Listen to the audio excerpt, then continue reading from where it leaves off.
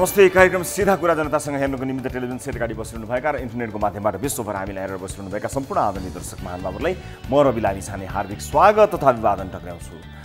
कुनै एक तथाकथित कलाकार र उनको समूहले नेपालको झण्डा जलाएको दृश्य छायाङ्कन गरी आफ्नो गीत तयार गरी युट्युबमा राखेछन्। यस कार्यमा संलग्न सबैलाई हदैसम्मको कारबाही होस्। केही समय अघि केही भारतीयले नेपालको झण्डा जलाएको दृश्यले त्यति पोलेन जति आफ्नै देशका नौजवानले निर्ममतापूर्वक देशको झण्डामा आगो लगाएको दृश्यले पोल्यो। हुन त यो केही मानिसहरूको बौलठीपनाको उपज मात्र हुन सक्छ, तर यस्ता दुष्कर्मले देशको झण्डामा मात्र आगो झोसेका हुँदैनन्, पारस्परिक सद्भाव र भाइचारामाथि नै आगो झोसेको समेत हुन सक्दछन्। क्षणिक लोकप्रियताका लागि गरिएको ज्यादै निम्न कोटीको कुकृत्य मात्रै हुन सक्दछ।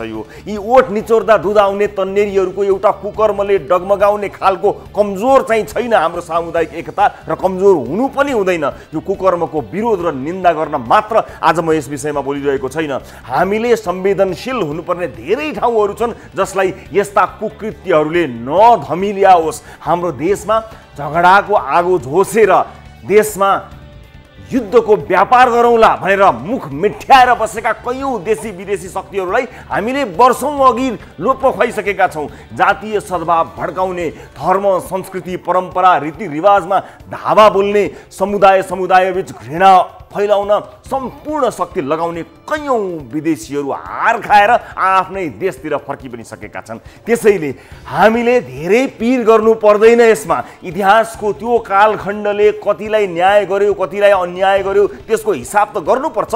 तर आजको चेतनाले हिजो पिता पुर्खाले गल्ती नै गरेका रहेछन् भने पनि त्यसको सजाय सुनाउने हक राख्दैन। मान्छे भड्काउन, उचाल्न र थचार्न, जात जातका नारा लगाएर धोक्रो सुकाउनेहरूको पनि आज धोक्रो भरिएको छ।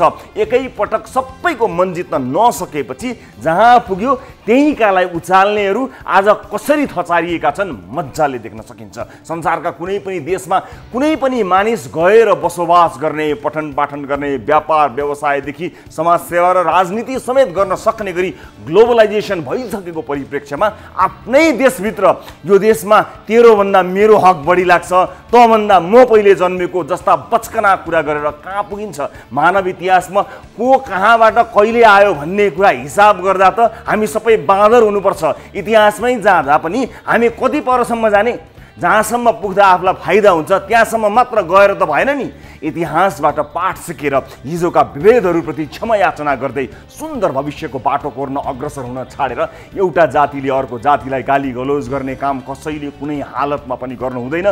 केही मानिसहरूले यस्तो ट्राई गरिसके, जाति र समुदाय उचालेर राजनीतिक रोटी सेकाउन खोज्नेहरू रसातलमा पुगिसके, जात जाति र समुदायमा फाटो ल्याउने गरी अभिव्यक्ति दिने र त्यसको बलमा राजनीति गर्नेहरूको जमानत जफत भइसकेको छ। यहाँ अन्यायको विरुद्ध बोलौँ, विभेदको विरुद्ध बोलौँ, हिंसाको विरुद्ध बोलौँ, अपराध र अपराधीका विरुद्ध बोलौँ। झण्डाले कसको के बिगारेको छ?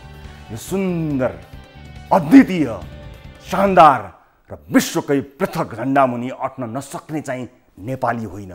कोही आउँछन् यही झण्डा फेर्नुपर्छ भन्छन्, कोही जलाउँछन्। कसको के बिगार्यो र यो गौरवशाली झण्डाले? यो झण्डाले न कुनै धर्म, जाति, भाषा, संस्कृति, सम्प्रदायलाई भेदभाव गर्यो, न कसैको उन्नति प्रगतिको तगारो बन्यो। यो झण्डाले कसलाई घात गरेर हो? यो झण्डा फहराएर हिँड्ने धेरैले चाहिँ यो देश र यस देशका जनताको भविष्यमाथि घात गरेका छन्। तिनका तस्बिर पुतला जलुन भत्किउन् केही भन्नु छैन, तर सारा नेपाल र नेपालीलाई शीतल छहारी दिने स्वाभिमानको प्रतीक प्राणप्रिय यो झण्डा जल्दा आज धेरैको मन डढेको छ। झण्डा जलेको आगोमा घिउ थप्न नसकिने होइन, मजाले सकिन्छ। तर आउनुहोस् सम्पूर्ण राष्ट्रप्रेमीहरू मिलेर यो आगोमा घिउ होइन पानी हालौँ, ताकि भविष्यमा कुनै बौलठीले हाम्रो सद्भाव स्थितिमिति हल्लाउन नसकोस्। देशको झण्डा जलाउनेलाई जाबो 3 वर्षको सजाय, यो कानुन बनाउनेहरू नै जानुन्। तर कुनै व्यक्तिलाई प्रयोग गरी एक आपसमा रहेको सद्भाव खलबल्याउन सकिन्छ कि भनेर चोर दाउ हेरेर बसिरहेकादेखि चाहिँ सावधान रहौँ। देशद्रोहीलाई दिइने सजाय र कुखुरा चोरलाई दिइने सजायमा खासै भिन्नता भएन भने देशको झण्डा नक्सामा फेरि पनि बक्र दृष्टि लगाउनेहरू सलबलाउन सक्छन्।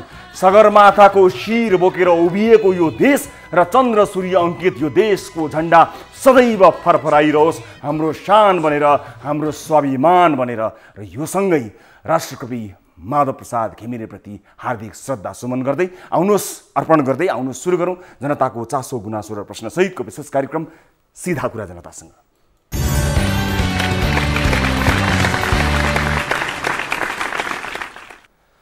ब्रेकपछि स्वागत छ सम्पूर्ण आदरणीय दर्शक महानुभावहरूलाई कार्यक्रम सीधा कुरा जनतासँगमा। दर्शक महानुभावहरू, अर्को एउटा विशेष एपिसोडका साथमा उपस्थित छौँ न्युज 24 टेलिभिजनको स्टुडियोबाट लाइभ।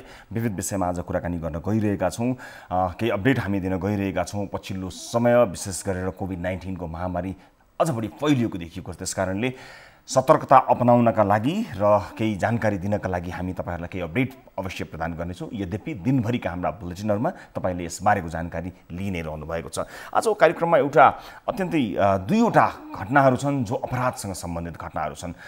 एउटा घटना अत्यन्त निर्मम छ। बलात्कारको एउटा घटनामा बार्गेनिङ चलेको छ, पैसा दिएर मिलाउने कुराहरू चलेको छ र त्यसमा सम्बन्धित निकायले त्यति चासो नदिएको आरोप लागेको छ र हामीलाई केही तथ्यहरू, केही अडियो रेकर्डिङहरू प्राप्त भएका छन् जहाँ केही पैसा दिएर बोल्न नसक्ने एक युवतीमाथि भएको बलात्कारको केसलाई लिएर पैसामा मिलाउने प्रयास भएको र कारबाही गर्नुपर्ने निकाय मुखदर्शक बनेको आरोप लागेको विषय आजको कार्यक्रममा समावेश छ। यसलाई हामीले प्राथमिकताका साथ प्रस्तुत गरेका छौँ। आजकै कार्यक्रममा एउटा हत्याकाण्डको विषयमा, सर्लाहीमा भएको एउटा हत्याको विषयलाई लिएर पनि एक विशेष रिपोर्ट हामीले तयार पारेका छौँ, जहाँ जसले परिवारको सदस्य गुमाएको छ त्यही परिवार नै त्रसित भएर जनकपुरमा गएर शरण लिएर बसे जसरी बस्नुपर्ने अवस्थामा पुगेको छ। त्यसबारेको एउटा गम्भीर रिपोर्ट पनि आजको कार्यक्रममा हामीले समावेश गरेका छौँ। त्यो सँगसँगै उदयपुरको एउटा विशेष रिपोर्ट छ दर्शक महानुभावहरू। यो पुरानो सडकको बीच भागबाट दायाँ बायाँ 15-15 मिटर क्षेत्रफल लिएर काम गरिने भनिएपछि एकतर्फी ढङ्गबाट सडक निर्माण कार्य बढिरहेको, जसले गर्दा पहुँचवालाले निर्माणाधीन यो विशेष गरेर मदन भण्डारी वैकल्पिक राजमार्गको सर्वे डिजाइन नै परिवर्तन गरेपछिको परिस्थितिका बारेमा एउटा विशेष रिपोर्ट आजको कार्यक्रममा छ। त्यो लगायतका अन्य विविध विषयहरू छन् र विशेष गरेर एउटा भिडियो सार्वजनिक भयो, अत्यन्त आपत्तिजनक देशको झन्डा जलाइएको भिडियो जलाइएको विषयलाई लिएर त्यससँग सम्बद्ध एक व्यक्तिसँग हामीले कुराकानी गर्ने प्रयास गर्न लागिरहेका छौँ। त्यो घटनालाई जति निन्दा गरे पनि कम हुन्छ। त्यस घटनालाई लिएर केही जानकारी प्राप्त हुने सङ्केत हामीलाई प्राप्त भएको छ कार्यक्रम अवधिभर। त्यसबारेमा जानकारी एक सम्बद्ध, त्यसबारे जानकार कोही, त्यस विषयसँग सम्बद्ध व्यक्तिसँग एक कुराकानी गर्ने हामीले विचार गरेका छौँ। त्यसबारे तपाईँलाई जानकारी दिन्छौँ। तर सबभन्दा पहिला कार्यक्रममा सुरुवात ताली र गालीबाट गर्न चाहन्छु। एउटा दर्शक महानुभावलाई जानकारी गराउँ। केही समय अगाडिसम्म केही 1-2 श्रृङ्खलामा ताली र गाली विषयलाई लिएर केही प्राविधिक कठिनाइ भएका कारणले दर्शकहरूको धेरै भोटहरू हामीले प्रस्तुत गर्न सकेनौँ र एउटा कार्यक्रममा हामीले सोधेको प्रश्नको भोटिङ रिजल्ट पनि दिन सकेनौँ। त्यसका लागि क्षमा प्रार्थी छौँ। र अब सुरुवात गर्न चाहन्छु ताली र गालीबाट। यसअघिको हाम्रो विषय थियो सङ्घीय सरकारको यो लोगो मन पर्यो भन्नेले, सङ्घीय संसदको, माफ गर्नुहोला, यो लोगो मन पर्यो भन्ने सोधेका थियौँ र मन पर्यो भन्नेले तालीमा र मन परेन भन्नेले गालीमा भोट गर्नुपर्ने थियो। जसमध्ये लोगो मन पर्यो भन्दै 29.05% अर्थात् 1328 जनाले तालीमा भोट गर्नुभएको छ भने मनै परेन भन्दै 70.95% अर्थात् 3375 जनाले गालीमा भोट गर्नुभएको छ। र यो सँगै आजको अर्को विषयतर्फ यहाँहरूलाई लिएर जान चाहन्छु दर्शक महानुभावहरू। आजको विषय यस प्रकार रहेको छ, देशको झन्डा जलाउनेलाई 3 वर्ष कैद र 30,000 जरिवाना पर्याप्त छ। ठिकै हो कि भन्नेले तालीमा र यो त अति नै कम भयो भन्नेले गालीमा भोट गर्नुहोला। भोट गर्नका लागि हाम्रो पात्रोको मोबाइल एप्लिकेसनमा जानुहोला। होम पेजमा रहेको गाली ताली शीर्षकमा गई आफूलाई गालीमा मन लागे गालीमा र तालीमा मन लागे तालीमा भोट गरी सार्वजनिक चासोको विषयमा आम सर्वसाधारणको धारणा सम्बन्धित निकाय समक्ष पुर्याउनको निमित्त मद्दत गर्नुहोला र भोटिङ सुरु हुन्छ। अब केही जानकारी मात्र यहाँलाई प्रदान गर्न गइरहेको छु। नेपालमा कोरोना भाइरसबाट सङ्क्रमित हुनेको सङ्ख्या 28,000 नागेको छ भने कोरोनाबाट मृत्यु हुनेको सङ्ख्या 114 पुगेको छ। पछिल्लो 24 घण्टामा 13,461 जनाको PCR परीक्षण गर्दा मुलुकमा थप 1,016 जनाको कोरोना भाइरसबाट, कोभिड-19बाट सङ्क्रमण पुष्टि भएसँगै सङ्क्रमितको कुल सङ्ख्या भने अहिले 28,257 पुगेको हो। नेपालमा अहिले 10,562 जना सङ्क्रमितहरू सक्रिय सङ्क्रमित भनिन्छ सङ्क्रमितहरू छन्। हालसम्म 13,936 जना क्वारेन्टिनमा छन् भने आइसोलेसनमा 9,221 जना छन्। त्यस्तै पछिल्लो 24 घण्टामा 85 जना बिरामी निको भएर घर फर्किसकेका छन्, डिस्चार्ज भएका छन् र डिस्चार्ज हुनेको सङ्ख्या 17,580 पुगेको पनि जानकारी प्राप्त भएको छ भने देशभर 5,29,427 जनाको PCR परीक्षण भएको छ र यो जानकारीसँगै हामी आम सर्वसाधारणले अत्यन्त सजग र सचेत हुनुपर्ने बेला आएको छ। विभिन्न ठाउँमा रहनुभएका दर्शक महानुभावहरूलाई हामी सचेत हुन र सजग हुनको लागि हार्दिक अनुरोध गर्न चाहन्छौँ। देशमा सुरुवाती दिनहरूमा लकडाउन चलेको थियो, लकडाउनका सुरुवाती दिनहरू कडाइका साथ पालना भएका थिए र त्यसले गर्दा सम्भवतः सङ्क्रमण देखिएको थिएन भनौँ अथवा फैलिएको थिएन, फैलिन पाएको थिएन र अहिले पछिल्लो समय तुलनात्मक रूपमा टेस्टको दायरा पनि बढेसँगै र समुदायमा नै फैलिएको भनिएको छ, समुदायमा फैलिएको आशंका गरिएको छ। खुलेर सरकारले समुदायमा फैलिसकेको छ है भनेको यद्यपि पाइँदैन, देखिने दृश्य हेर्दा समुदायमा फैलिएको सजिलै अनुमान गर्न सकिन्छ। त्यसकारणले आम सर्वसाधारणहरू सचेत हुनु अत्यन्त जरुरी छ। यसका लागि मास्कको नियमित प्रयोग गर्न अत्यन्त जरुरी छ। दर्शक महानुभाव, हामी पनि देशैभर भ्रमण गर्ने सिलसिलामा पुगेका थियौँ।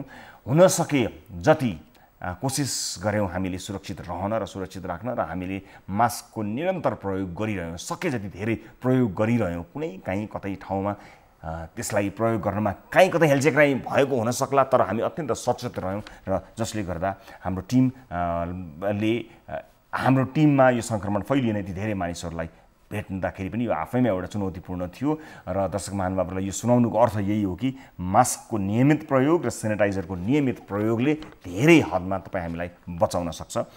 र एउटा जानकारी पनि यहाँ प्रस्तुत गर्न गइरहेको छु। काठमाडौँ, भक्तपुर र ललितपुर जिल्लाका प्रमुख जिल्ला अधिकारीहरूको संयुक्त बैठकले भदौ 3 गते राति 12 बजेदेखि भोलि राति 12 बजेदेखि 1 हप्तासम्म निषेधाज्ञा जारी गर्ने निर्णय गरेको छ। निषेधाज्ञा जारी भएपछि अत्यावश्यक सेवा बाहेक अरू सेवाहरू सबै बन्द हुनेछन्। काठमाडौँ उपत्यकामा कोरोना सङ्क्रमण बढ्दै गएकाले लकडाउन गर्न विभिन्न क्षेत्रबाट दबाव समेत परेको परिप्रेक्ष्यमा यो जानकारी प्राप्त भएको छ। र अब आजको विषयवस्तुतर्फ लिएर जान चाहन्छु दर्शक महानुभाव। हाम्रो समाजमा हुने यौन हिंसाका घटनाहरू थोरै मात्र प्रहरी र अदालतसम्म पुग्दछन्। धेरै कारणले यौन हिंसाका घटनाहरू भित्रभित्रै लुकाइन्छन्, लुकाउन बाध्य पारिन्छन्। अरू त के कुरा, बलात्कार गर्ने व्यक्तिलाई बचाउन पीडितलाई धम्की दिएर मिलापत्र गर्न लगाइएका घटनाहरू पनि धेरै बाहिर आइसकेका छन्। मिलापत्र गर्न पैसा, पावर, डर, त्रास, धम्की केसम्म हुन्छ हामीले धेरै ठाउँमा देख्दै आएका छौँ, कार्यक्रममा पनि प्रस्तुत गरि नै सकेका छौँ। महोत्तरीमा बोल्न नसक्ने एक 35 वर्षीय महिलामाथि भएको सामूहिक बलात्कारको घटनामा पनि त्यस्तै भएको छ।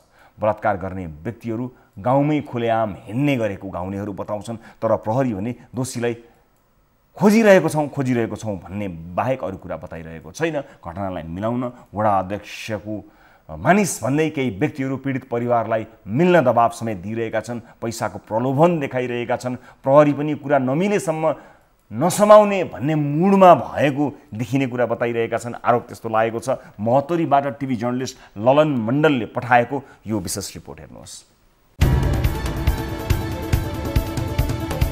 महोत्तरीमा बोल्न नसक्ने 35 वर्षीय महिलामाथि भएको सामूहिक बलात्कारको घटना मिलाउन दबाब दिएको विषयमा वडा अध्यक्षको समेत नाम मुछिएको छ। गत साउन 10 गते राति रामगोपालपुर नगरपालिका 5 की 35 वर्षीय महिलामाथि स्थानीय जितु मण्डल र खुर्के मुखियाले मुख थुनेर उखुबारीमा बलात्कार गरेको महिलाको आरोप छ।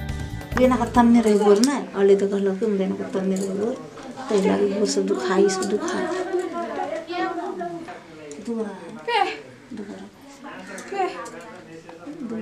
दुईजना हात दुईजना खुट्टा तब वही ठाम से अब कोई से नहीं हले निस्कार गेले एकरा पकड़ लेलके एकरा मुंह बांध देलके सब था है मुंह बांध देने से चिन्हा रहे हाथ पकड़ने रहे से चिन्हा रहे गाल में मारने रहे ए में मारने रहे फिर भी मुंह खेते दुरा एखना पेखना भी दू ठाई ए ठाम कटा गेल है अभी चिन्हा छिथी ही सर अब एते दिन में तो नछराल पछराल तो से ठीक भ गेले अब ई सब चिन्हा त रहले तब एकरा लेट भ गेले खोजी भेले तो खोजी होय के टाइम ने सब खोज गेले खोज करले तो खोज के तो करे माने सब गोरा ओकरा खोजे में लागि गेली। घटनाको भोलिपल्टै पीडित महिलाले इलाका प्रहरी कार्यालय रामगोपालपुरमा बलात्कार घटनामा संलग्न जितु मण्डल र गुर्खे मुखियाका विरुद्ध जबरजस्ती करणेको मुद्दा दिए पनि आरोपित अहिलेसम्म पक्राउ परेका छैनन्। घटना भएको धेरै दिनसम्म पनि उनीहरू गाउँमै घुमिरहेको स्थानीयको भनाइ छ। 9 बजे रात में मतलब गेल बाहर निस्कार गेले आउ ऐसे ये सब पकड़ के लग गेल ओकरा। अहाँ सब नहीं आउनु बुझली के पकड़ के लगे? 2 गोरा एगो धान को रहे एगो बिन रहे। वास्तव में हम सब लाठी पाना लेके गेली है ना, लेकिन उ रहा ओकरा पकड़ले रहे ओई बाती में ऊख में जब पकड़ले रहे तो की कहल कि जे एकर जेठका भाई कहल कि जे तू रुक आइए ना हम आदमी के बोला के लेके आबे छी, लेकिन ये रुके वाला ना रही। आदमी के आली बोलाबे त ले अकेले ढुक गेली ऊख में ढुकला के बाद की भेले जब उधर भाई गेले, लेकिन उ भगली त रहे पूरा नंगा। बाहिर मान्छे आफन्तहरू बसेको छ नि त्यतातिर फोनले त्यसको सबै थोक गरेर छापामारी गर्दो रहेछ, तर घरमा उसको आमा बुवालाई अहिलेसम्म दबाब दिएको छैन होइन। भन्छ कि म आफ्नो कारोबारमा लागिरहेको छु, 1-2 दिन पछि म दबाब दिन्छु। म तपाईँहरूलाई पन्छाएर छ पुलिसहरूले? म 1-2 दिन पछि होइन दबाब दिन्छु, किनकि अहिले दबाब डाइरेक्टै दियो भने मान्छेलाई इन्डिया पठाउन सक्छ। तर प्रहरी भने उनीहरू फरार रहेको भन्दै अनुसन्धान भइरहेको रेडिमेड जवाब दिन्छ। जारी दरखास्त पनि आइसकेको छ। जारी दरखास्त चाहिँ मुद्दाको रूपमा जबरजस्ती करणी मुद्दाको रूपमा दर्ता भएर चाहिँ हामीले अहिले अनुसन्धान गरिरहेछौँ। अब यसमा चाहिँ अन्य मान्छेहरू संलग्न वा अन्य मान्छेहरूले यो घटनाहरू ढाकछोप गर्न खोजेको भन्ने कुरामा चाहिँ भोलि अनुसन्धानको क्रममा यस्ता कुराहरू खुल्दै आएर कोही कसैले त्यस्तो त्यहाँ चाहिँ क्रियाकलापहरू गरेको भन्ने कुराहरू प्रमाणित हुने अवस्था आयो भने कानुन बमोजिम कारबाहीको दायरामा आउनुहुन्छ। प्रहरीले सबूत र प्रमाणका आधारमा अनुसन्धान गरिरहेको दावी गरिरहँदा रामगोपालपुर नगरपालिका 5 का वडा अध्यक्ष जितेन्द्र चौधरीको समेत नाम प्रयोग गरी 6 लाख रुपियाँमा घटना दबाउन प्रयास भएको खुलेको छ। बलात्कारको आरोप लागेका जितुका मामा पर्ने पवन धारीले स्थानीय एक व्यक्तिसँग कुरा गर्दै केटीको परिवारलाई वडा अध्यक्ष मार्फत 6 लाख रुपियाँ दिएर घटना मिलाउने प्रयास भइरहेको बताउँछन्। यो सुन्नुहोस्। लड़की पक्ष वाला कथी कहि रहल?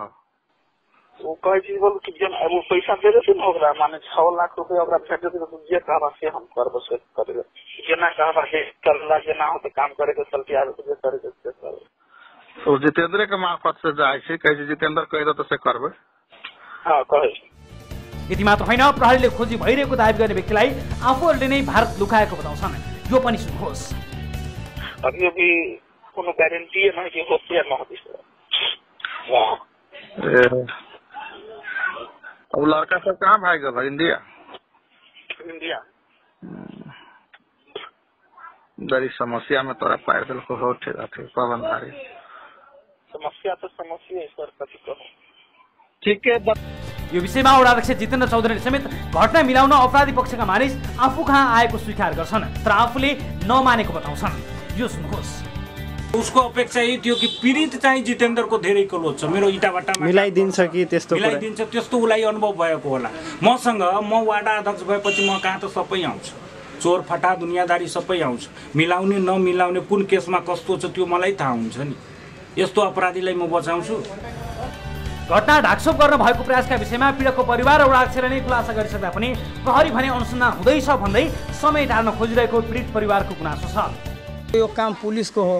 अब पुलिसले कसरी पक्रिन्छ, कसरी गर्छ, के गर्छ अब त पुलिसलाई थाहा होला, हामीलाई के थाहा। हामी त जुन काम छ भने मैले त यहाँबाट प्रशासनबाट जिल्ला तक हामीले पुरै काम गराइदिएछ के, सबै काम गराइदियो। अब त पुलिसको अब कसरी पकर्ने, कसरी के गर्ने अब त पुलिसको मतलब छ। बलात्कार गर्ने व्यक्तिहरू खुल्याम घुम्ने र घटना मिलाउन गाउँमा चलखेल हुन थालेपछि स्थानीयहरू त्रसित छन्। दर्शकहरू, यस्तो जघन्य अपराध, यस्तो कुरालाई पनि पैसामा मिलाउन खोज्ने यस्तो प्रयाससम्म भएको जानकारी सहितको रिपोर्ट यहाँहरू समक्ष हामीले प्रस्तुत गऱ्यौँ। यो विषयमा थप कुराकानी गर्न टेलिफोन सम्पर्कमा यतिखेर हुनुहुन्छ महोत्तरी नगरपालिका 5 रामगोपालपुरका वडा अध्यक्ष जितेन्द्र चौधरी। वडा अध्यक्षज्यू नमस्ते, स्वागत छ तपाईँलाई कार्यक्रममा। हजुर वडा अध्यक्षज्यू सुनिरहनु भएको छ मलाई? हेलो दर्शक महानुभावहरू, यस विषयलाई लिएर हामी वडा अध्यक्ष ज्यूसँग महोत्तरी नगरपालिका वडा नम्बर 5 का रामगोपालपुरका वडा अध्यक्ष जितेन्द्र चौधरीसँग कुराकानी गर्ने प्रयास गरिरहेका छौँ। यस घटनालाई लिएर यस घटनालाई मिलाइदिने प्रस्तावसम्म उहाँलाई आएको थियो र यसरी बोल्न आवाज समेत नभएकी एक युवतीमाथि भएको यो अपराध र यस विषयमा कुराकानी गर्न गइरहेका छौँ। वडा अध्यक्षज्यू नमस्ते, सुनिरहनु भएको छ? हेलो, प्राविधिक केही त्रुटि भएको छ कि हामी कोसिस गरिरहेका छौँ उहाँसँग कुराकानी गर्नको निमित्त। र दर्शक महानुभावहरू, यस्ता धेरै घटनाहरू यो विशेष गरेर लकडाउनको अवधिमा र त्यसपछि उत्पन्न समस्याहरूपछि यस्ता धेरै घटनाहरू भएका छन् जसलाई लिएर पीडितहरूले बोल्न सकेका छैनन्। त्यस्ता घटनाहरू हामीले धेरै नोटमा राखेका छौँ। त्यस्ता घटनाहरूमा हाम्रा टिभी जर्नलिस्टहरूले देशैभरिबाट फलोअप पनि गर्दै हुनुहुन्छ। हामी आउने दिनसम्म फर्किएर हामी 7 प्रदेशको भ्रमणबाट फर्किने दिनसम्ममा पनि यस किसिमका अपराधका घटनाहरूबारे जानकारी गराउन धेरै पीडितहरू आँखाभरि आँसु लिएर आउनुभएको थियो। हामी त्यसलाई थप पुष्टि गर्न र उहाँहरूलाई थप मद्दत गर्नको निमित्त कटिबद्ध छौँ र त्यस्तै किसिमको र त्यही प्रकृतिको यो घटनालाई लिएर हामीले भर्खर एउटा रिपोर्ट प्रस्तुत गर्यौँ र फेरि पनि वडा अध्यक्षज्यूसँग कुराकानी गर्ने प्रयास हामी गरिरहेका छौँ। यस्ता किसिमका घटना र यस्ता अपराध गर्ने व्यक्तिहरू कहीँ कतै नलुकुन् भन्नका लागि। वडा अध्यक्षज्यू नमस्ते, स्वागत छ तपाईँलाई। सुनिरहनु भएको छ मलाई? हजुर नमस्कार। अब वडाज्यू, सबभन्दा पहिला यो अपराधलाई लुकाइदिनु पर्यो, कुरा मिलाइदिनु पर्यो, पैसामा या केहीमा तपाईँले मद्दत गरिदिनु पर्यो भनेर तपाईँसँग मान्छेहरू आए? हजुर आए होइन? होइन, यसो छ हजुर, यो मुद्दामा के छ तपाईँको जुन घटना भएको छ हाम्रो वार्डमा, हेर्नुहोस् हजुर, म वार्ड अध्यक्ष हजुर होइन, हजुर, पीडितसँग मेरो के कतिको छ उहाँको बाइट तपाईँले पनि लिनुभयो होइन, सुन्नुभयो। पीडितले त म माथि आरोप लगाएको छैन। यहाँ आरोप प्रत्यारोपको कुरै गरिनँ मैले, यति मात्र सोधेको। हजुर भन्नुहोस् त। मेरो प्रश्न के भने, जो मानिस पीडकले आरोप लगाएको जो मान्छेबाट अथवा उनीहरूको आफन्तहरूबाट यो अपराध भएको भनिएको छ, त्यस्ता मानिसहरू यो घटनालाई लिएर यो घटना मिलाइदिनु पर्यो, ल न मलाई मद्दत गर्नु पर्यो, किन चाहे त्यो पैसाले होस् जेले होस्, तपाईँसँग मात्र आए कि आएनन् यो मैले जान्न खोजेको। तपाईँकोमा उहाँको अभियुक्त जुन छ, अभियुक्तको जुन जसले घटना गरेको छ उहाँको एकजना आफन्त आएको थियो 1-2 दिन। हजुर, के भन्न आए? अनि होइन यो घटना अब यतैतिर मिलाइदिनुहोस् भनेर मलाई भन्यो होइन। हजुर, अनि त्यस पछाडि मैले भने होइन यसको अपराध गर्ने मान्छेको त घटनालाई मिलाउन चाहिँ हाम्रो मेरो बसको छैन। हेर्नुहोस्, म वार्ड अध्यक्ष छु। वार्ड अध्यक्ष भएपछि वार्डको जे जति घटना हुन्छ मान्छे त आउँछ, नआउने त कुरै छैन। अब आएपछि कुन गलत छ, कुन सही छ, कुनमा न्याय दिलाउनु छ, के गराउनु छ, त्यो त मेरो माथि निर्भर हुन्छ। मैले त्यो बेला भन्थे होइन यो मुद्दाको प्रोसेसमा गएको छ। फेरि पीडित चाहिँ मेरो एकदम नजिकै मान्छे, उहाँ गरिब त गरिबै छ, धेरै गरिब छ। हजुर, अनि त्यो पीडित पक्षको जुन छ नि त्यहाँ मेरै उसमा इँटा भट्टा छ मेरो, त्यहाँ काम गर्छ होइन, 8-9 सालदेखि काम गर्नुहुन्छ होइन। अनि त्यस पछाडि मेरो नजदिकी उहाँसँग एकदम क्लोज छ। अब हजुर, यहाँ प्रश्न कहाँनिर आयो भने एउटा अध्यक्षज्यू, एउटा यस्तो आपराधिक घटना गर्ने मान्छे एक जनप्रतिनिधिलाई यो घटना मिलाइदेऊ भनेर कुन आँट बोकेर कुन साहस बोकेर कस्तो अनुहार लिएर आयो होला, यो पो बडो आश्चर्यको कुरा हो। तपाईलाई त्यसरी भेट्ने आँट कसरी गर्यो होला र त्यो कसरी तपाईले सहनु भयो र तपाईले के प्रतिक्रिया दिनुभयो भन्ने चाहिँ मलाई जान्न मन छ। मैले सिधा उलाई भन्दिए सर कि यो मुद्दामा तपाईँ मसित कुरै नगर्नुहोस्, पैसा सैसाको मेरो कुरै छैन। मैले आफ्नो खर्चा तिरेर बाइक दिएर मैले मुद्दाको प्रोसेसमा जारी दिए, मेडिकल गराएँ, औषधि गराएँ, म आफ्नो खर्चा लगाएर होइन। आएपछि मैले 2 चोटि मसँग आएको थियो भेट्न। आउँदाखेरि मैले सिधा भनिदिएछु यो विषयमा मसँग कुरा नगर्नुहोस्, यसमा जुन छ मुद्दा हुन्छ त हुन्छ, त्यो बाहेक म अरू केही सहयोग गर्न सक्दैन। त्यो मानिस को आएको थियो, के कुरा भएको थियो भन्ने कुराको जानकारी तपाईले प्रहरीलाई प्रशासनलाई गराउनु भयो? प्रहरी प्रशासनलाई नै होइन, अब त्यो बेला मैले प्रहरीलाई त्यो मिलाउन आफन्तको यो चाहिँ घटना भएको अर्को नगरपालिकाको छ, अर्को नगरपालिकाको मान्छे आएको थियो अनि त्यो हिसाबले यसमा कुनै त्यो छैन। मैले अब जुन मेरो काम छ, कर्तव्य छ, यो मुद्दा गराउने, जिल्लामा लग्ने, मुद्दा फाँटमा कम्तीमा हजुरहरू पनि मुद्दा फाँटमा सोध्नुहोस् कि त्यहाँको वार्ड अध्यक्षले कतिचोटि फोन गरेछ मुद्दाको विषयमा मेडिकलको विषयमा एनी टाइम म कन्ट्याक्टमा बसेँ होइन यो मुद्दा हाल्नै पर्छ जसरी भए पनि अहिले पनि प्रहरी प्रशासनलाई म त्यतिकै फोन गर्छु कि तपाईँ कम्तीमा त्यो अभियुक्त भागेको छ अब प्रहरी पनि पुरा चाहिँ तपाईँको एकदम उसले जिल्लाको हाम्रो स्थानीय प्रहरीले पनि घुमिराखेको छ त्यो उनीहरूलाई समात्नको लागि तर फेला परिरहेको छैन अब त्यो हाम्रो छिमेकीतिर बोर्डर खुला छ अब मान्छे कता गयो कहाँ गयो प्रहरीहरू अनुसन्धान गर्दैछ जाँच गर्दैछ ठाउँ ठाउँमा थाहा भएपछि म पनि हेल्प गर्छु प्रहरीलाई अहिलेसम्मको अवस्था त यही छ अब तपाईले त्यो मानिसको पहिचान भोलि गरेर यो मुद्दामा पैसाको मलाई मिलाइदियोसम्म भन्ने मान्छेहरू आयो भनेपछि तपाईले भन्नुभएको यो कुराले त तपाईले दिनुहुने यो बयानले तपाईले त्यो मान्छेको पहिचान खुलाइदिनाले पीडितलाई न्याय मिल्नमा धेरै मद्दत गर्दछ पीडितको मुद्दालाई अझ बलियो बनाउनमा तपाईको स्टेटमेन्टले धेरै महत्त्वपूर्ण भूमिका खेल्दछ त्यस्तो स्टेटमेन्ट दिनको लागि तपाई आधिकारिक रूपमा त्यो कुरालाई बताइदिनको लागि तपाईको सहयोग रहन्छ कि रहँदैन अब यसमा जुन तपाईले बाइट तपाईले जुन संवाद सुनाइराख्नु भएको छ न्युजमा हेलो हजुर भन्नुस् न तपाईले टेलिफोनमा एउटा जुन स्टेटमेन्ट संवाद दुई जनाको बीचमा टेलिफोनमा भइरहेको छ अनि त्यही अभियुक्तको तर्फबाट त्यही व्यक्ति म कहाँ आएको थियो त्यही मान्छे नै आएको थियो हजुर अनि तपाईसँग कुराकानी भएको छ मिलाउँदैछ भनेर भनेको छ त्यो मिथ्या आरोप हो मिलाउने कुरा भएको होइन तपाईले कुनै पनि हालतमा यस्तो अपराधमा मिल्ने मिलाउने कुरा हुँदैन कानुनी कारबाही हुन्छ भन्नुभएको तपाईले मैले त्यो कुरा उसलाई भनेको छु त्यस्तो कुरा मसँग नगर्नुहोस् पीडित पक्षले पनि होइन पीडित पक्ष मेरो घरमा आयो मेरो घरमा आएर खाना खायो त्यस पछाडि पीडित पक्ष जसको श्रीमती छ महिला जुन छ उहाँको श्रीमान आउनु भएको थियो एकैचोटि मलाई जति सुकै पैसा मलाई 1 रुपियाँ चाहिने बरु उनीहरूलाई कतिसम्म कैद हुन्छ त्यो गराइदिनुस् गुहार्न आएको छ म पनि उहाँलाई सहयोग गरेको छु जुन व्यक्ति म कहाँ आयो 2 दिन भेट्न फेरि अर्को दिन आएको छैन मैले भनिदिएछु कि यो विषयमा लिएर मलाई चर्चा नगर्नुहोस् यो मुद्दामा जान्छ त मुद्दा हुन्छ त्यो बाहेक म अरू केही हेल्प तपाईले गर्नु अब मेरो एउटा अनुरोध छ अब यहाँलाई यो तपाईको हाम्रो यो कुराकानीको अन्त्यमा मेरो यहाँलाई विनम्रतापूर्वक अनुरोध छ तपाईँ एउटा जनप्रतिनिधि जनताले चुनेर पठाएको मान्छे जनताको अभिभावक तपाईँ त्यहाँ एउटा बलात्कार जस्तो सामूहिक बलात्कार जस्तो जघन्य कुकृत्य भएको छ अपराध भएको छ त्यो कुरा मिलाउन भनेर तपाईकोमा कोही मान्छे आयो मिलाइदिनुस् बिन्ती गर्नु भनेर बिन्ती गर्न मान्छे आयो त्यसलाई तपाईले इन्कार गर्नुभयो भोलि बिहानै यो मान्छेले मलाई यस मुद्दामा पैसा मिलाउन आएको हो भनेर त्यसका विरुद्ध उजुरी गरिदिन सक्नुहुन्छ तपाईँ गर्न सक्छु किन गर्न सक्छु कृपया त्यति गरिदिनु होला हामी हाम्रा टिभी जर्नलिस्टले तपाईसँग फलो गर्नेछ एउटा कुरा सर एउटा कुरा एकैछिन 1 मिनेट टाइम दिनु सर भन्नुस्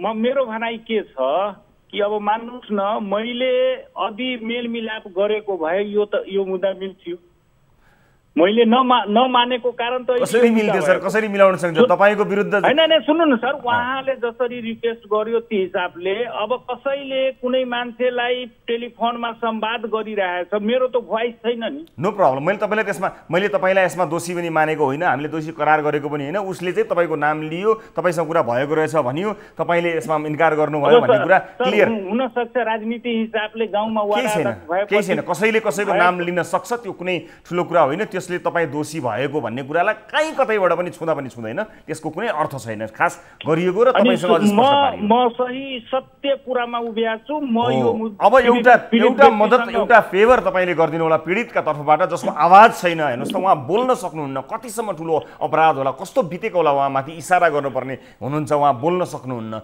त्यस्तो व्यक्तिमाथि अपराध भएको छ तपाई आवाज भएको मान्छे मात्र होइन तपाई त्यो गाउँको अभिभावक हो जनताले ड्याम्म भोट हालेर पठाएको हो नि तपाईलाई हो यसैगरी त्यो व्यक्तिका विरुद्ध ड्याम्म एउटा निवेदन दिएर यो मान्छे मलाई मिलाउन आएको भनेर भोलि बिहान 10 बजे अफिस खुल्छ 10 बजेर 2 मिनेट 1 मिनेट 2 मिनेट जाँदा तपाईको निवेदन प्रहरीमा दर्ता हुन सक्छ यति मेरो विनम्रतापूर्वक तपाईलाई प्रश्न र अनुरोध यस्तो हुन सक्छ हुन्छ हजुर थ्यांक यू सो मच हजुरसित गरिरहेछु म यो भोलि धेरै धन्यवाद 10 बजेर 5 मिनेटमा हाम्रा टिभी जर्नलिस्टले तपाईलाई प्रहरी कार्यालयमा भेट्नेछन् यहाँलाई धेरै धेरै धन्यवाद यो कुराकानीका लागि र यो जानकारीका लागि र यो कन्भर्सेसन या अरू कुराहरू भनेको तपाईमाथि लक्षित अथवा तपाईमाथि केन्द्रित अथवा तपाईको पनि केही छ कि भनेर आशंकित केही पनि होइन, जस्ट यतिका लागि तपाईँ जनप्रतिनिधि भएर भनिएको यसलाई कसैले तोड्ने मोड्ने बङ्ग्याउने वा आफ्नो अर्थ लगाउने कोसिस नगरिदिनु पनि अनुरोध गर्न चाहन्छु। र दर्शक महानुभावहरू यतिखेर भिडियो कलमा हामीसँग एक व्यक्ति आउनुभएको छ। आज दिनभरि एउटा विषयले सामाजिक सञ्जालमा विशेष स्थान पायो।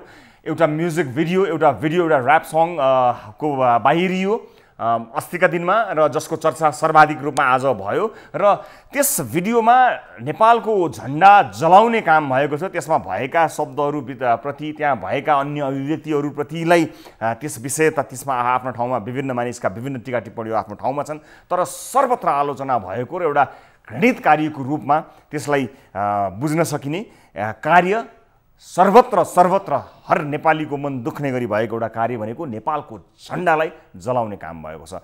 त्यस भिडियोलाई छायाङ्कन गर्नुहुने एक व्यक्ति जहाँसम्म लाग्छ उहाँको नाम सञ्जित के घिसिङ उहाँ अहिले हामीसँग जोडिनु भएको छ र उहाँलाई त्यसबारेमा थप जानकारीहरू छ, उहाँलाई केही दबावहरू आएको छ। भोलि यो कुरा मोडिएला तोडिएला, त्यस कारणले यसको वास्तविकता म बताउन चाहन्छु ताकि यो रेकर्डमा बसोस् र आम दर्शकहरूले थाहा पाउनुहोस् भन्नका लागि उहाँ आउनुभएको छ। उहाँसँग कुराकानी गरी यसबारे वास्तविकता जान्ने कोसिस गर्नेछौँ। तपाईँलाई स्वागत छ कार्यक्रममा सञ्जित घिसिङजी। हजुर, मैले तपाईँको नाम सही भने सञ्जित घिसिङ?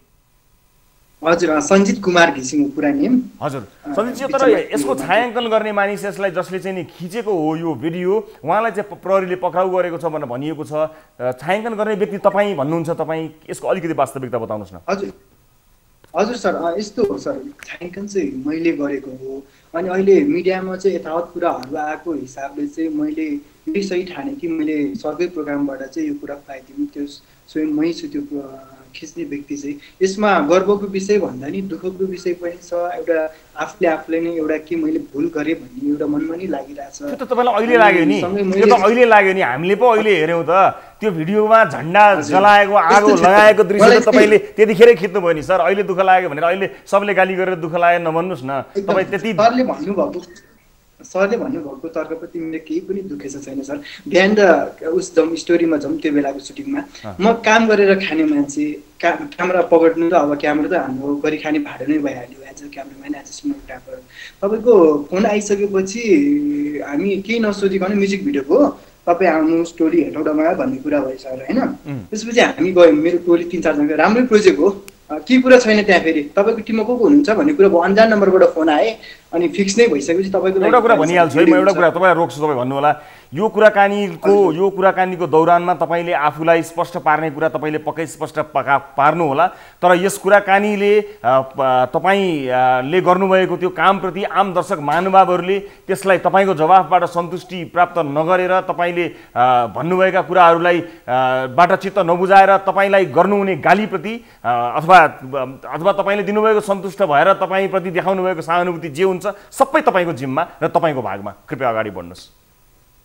हुन्छ सर, हुन्छ। मैले यो कुरालाई कन्टिन्यू गराएँ, त्यो थियो। अनि हाम्रो टिमले त्यो कुरा थाहै नपाइकन चाहिँ हामी पुग्यौँ त्यहाँ उसमा सुरुमा स्क्रिप्ट सिस्टम।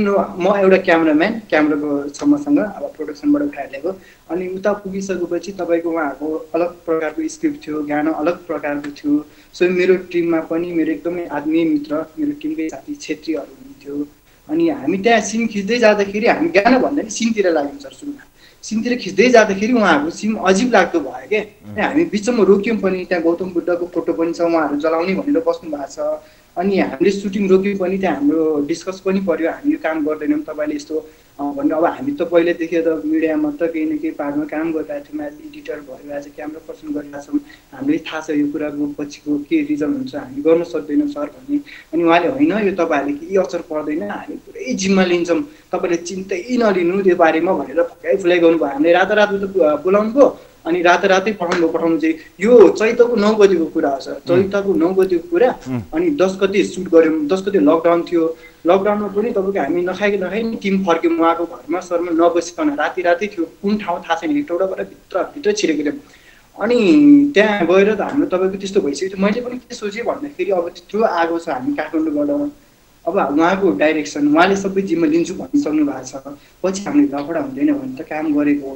मैले सोचिनँ सर क्यामेरा पर्सनको राइट्स के हुन्छ के हुँदैन के पनि सोचिनँ। स्टिल मलाई अहिले पनि थाहा छैन, यो फिल्डमा सिक्दैछु गर्दै पनि छु। अनि त्यसपछि तपाईँको के भन्यो भन्दाखेरि होइन दाइ हाम्रो त मेरो भाइले प्रोडक्सनमा क्यामेराको भाडा पनि तिर्नुपर्छ, अब हामी त्यो काम गरिरहेको थियौँ नगर्नु उहाँले भन्दा भन्दै अब लकडाउनको बेला लाग्छ, अब अन्तिम यही काम गरिदिउँ न त दाइ भने। त्यसपछि सर अब हामीले गऱ्यौँ सर त्यो काम गऱ्यौँ। अनि अरू पनि थियो फुटेजहरू। त्यसपछि म काठमाडौँ फर्केपछि के सोचेँ भन्दाखेरि म उहाँसँग कन्ट्याक्टमा बस्दिनँ, उहाँले हामीले फेरि पेमेन्ट केही गर्नु भएन है सर। त्यसपछि बाटोमा पनि आफ्नै खर्चले आयौँ। त्यसपछि आइसकेपछि काठमाडौँ आइसकेपछि उहाँले मलाई धेरै पछि मेसेज गर्नुभयो हामीले भिडियो एडिट गरेर युट्युबमा राखिदिनुहोस् त भन्नुभयो। अनि मलाई अजिब चाहिँ लाग्यो, यो काम चाहिँ म गर्दिनँ। अनि त्यसपछि धेरै कुरा, यो 4-5 दिन अगाडिको कुरा सर, उहाँले मलाई यति धेरै फलो गर्नुभयो, मैले नगर्ने नै निर्णय गरिसकेँ सर। मैले एडिटिङको जिम्मा पनि मैले गर्छु भनेको थिएँ, त्यो थाहा भइसकेपछि मैले नगर्ने भने, मैले नगर्ने नै भने उतै नगर्ने, तपाईँले कसरी गर्नुहुन्छ भने। अनि त्यसको फुटेजको लागि उहाँले खबर गर्नुभयो सर, मैले के पनि बोलाएको छु, मसँग स्क्रिनसट छ, उहाँसँग म्यासेजमा अडियो कुरा पनि छ सर, यो गर्दैनौँ, तपाईँको बरु सुटिङको खर्च म बेहोर्न तयार छु, यो काम नगरौँ सर भने। उहाँको उमेर 22 वर्ष, म पनि भर्खर 22 वर्ष हो सर चल्थ्यो। अनि भनेको उहाँले मान्नु भएन। त्यसपछि मलाई एकदम गाली यताउति हुन्छ नि उहाँले सक्ने। अब मैले के सोचेँ त्यसपछि भन्दाखेरि अब मबाट त्यो काम नभएको भए पनि अरू कतैबाट त उहाँले त्यो काम त गराउनु नै हुन्थ्यो। ठिकै छ, अब उहाँको जहाँसुकै लगेर गर्नुभयो पनि त्यसमा कुनै आपत्ति छैन, गरौँ भन्ने चाहिँ सोचे एक मनले।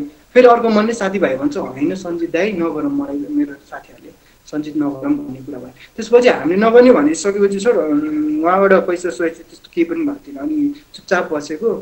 मेरो रिसेन्टली एउटा म्युजिक भिडियो रिलिज भएको थियो मेरो आफ्नै च्यानलमा छ। अनि त्यो गानाको लागि प्रमोसनको लागि हामीले यता 4-5 जना हाम्रो युट्युबका जर्नलिस्ट दाइहरूलाई बोलाएको थियौँ।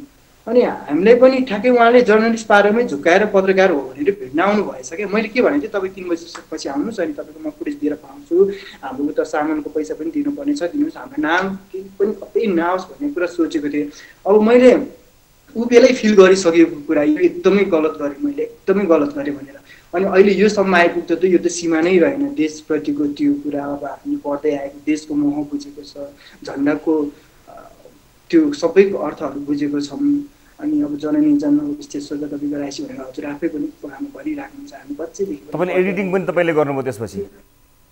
मैले गरिनँ सर, एडिटिङ गरिनँ। उहाँले मेरो अफिसमा नि छिराएन, मैले बाहिरै भेटेर बाहिरबाट नै फुटेज दिएर पठाइदिएँ। त्यसपछि के भयो भने अहिले यहाँ मिडियामा चाहिँ यो त्यो यताउति या क्यामेरा टोलीलाई पनि पक्र्नुपर्छ, टिमले कारवाही गर्नुपर्छ भन्ने हिसाबको आइसकेपछि होइन मबाट पनि मेरो नैतिकताले दिँदैन, यदि मैले यो कुरा चाहिँ अहिले राखेन भने, अब नेपाल पुलिसलाई सहयोग गरेन भने मैले मेरो तर्फबाट जे सक्छ त्यो कर्तव्य पुरा गर्नुपर्छ जस्तो लाग्यो सर। अब त्यसमा म कहीँ कतै मैले दोषी गरेको छ, संविधानको त्यो कानुनभन्दा बाहिर बसेर काम गरेको छ, आफ्नो क्यामेरा पर्सनको त्यो अधिकारभन्दा बाहिर बसेर काम गरेको छ भने त्यसको लागि म एकदमै सबैप्रति सम्पूर्ण नेपाली दाजुभाइ दिदीबहिनी आमा बुबादेखि लिएर सबैप्रति एकदमै मन मुटु मस्तिष्कदेखि नै क्षमा पनि माग्न चाहन्छु। सँगसँगै यसबाट कानुनी संविधानमा जे छ यदि मेरो थ्रुमा हुन्छ भने म एकदमै त्यो पनि रेडी छु सर।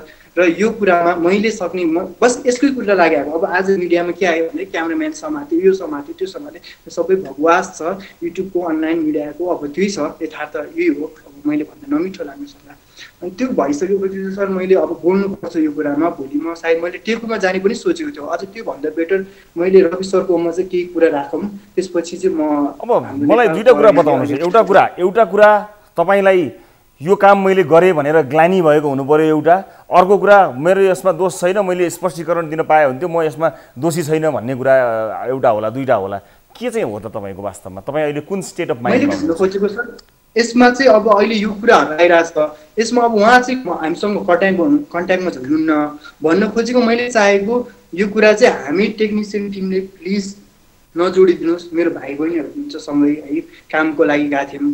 अब अब सबैले जोड्नु भयो अब कता कता अब हाम्रो कुराहरू पनि चलिरहेछ यो कुरामा चाहिँ हाम्रो केही दोष छैन फोन आयो काममा गयो त्यस्तो त्यस्तो घटना भएको थियो नगरौँ भन्ने पनि भइदियो त्यसपछि अब मतलब जो यो गीतका अरू सर्जकहरू हुनुहुन्छ जो चाहिँ यसलाई बनाउने हुन्छ उहाँहरूको टिममा तपाईँ हुनुहुन्न तपाईँ एउटा एज अ टेक्निसियन तपाईँ एउटा हायर भएर जानुभएको क्यामेराम्यान हो त्यो बाहेक अरू तपाईँको यसमा कुनै सम्बन्ध छैन भन्नु खोज्नुभयो केही छैन सर उहाँ ग्याल्जेन के हो मङ्गल तामाङ के भन्नु उहाँ नै छ सर उहाँको गीतको पनि उहाँ हुनुहुँदो रहेछ सबै जिम्मा उहाँ नै गर्छु भन्नु कुरा नै भयो उता पुगिसकेपछि त्यसपछि थाहा भयो अब उहाँको नै लगाए अब यसमा म सञ्जीतजी एउटा प्राविधिकको रूपमा एउटा प्राविधिकहरूप्रति प्राविधिकहरूलाई हामी भगवान मान्दछौँ हाम्रो बिहाइन्डमा मेरो स्टुडियोमा 2 जना क्यामेरा पर्सनहरू हुनुहुन्छ उहाँहरू लगायत मैले यो लामो कार्यकालमा कति धेरै प्राविधिकहरूसँग काम गरेको छु उहाँहरूको पेसागत इमान्दारिताप्रति यो कुराकानीले अन्याय नहोस् त्यसकारणले एउटा प्राविधिकको रूपमा